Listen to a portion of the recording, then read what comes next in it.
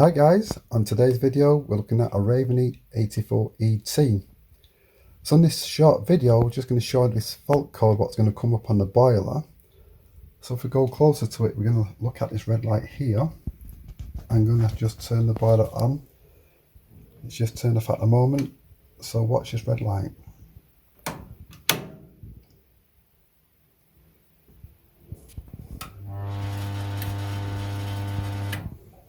So there you have it, that's a fault. Lasted about 3 seconds and it's gone into this fault code.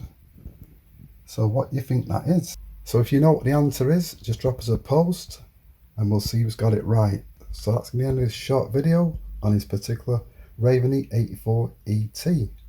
So bye for now.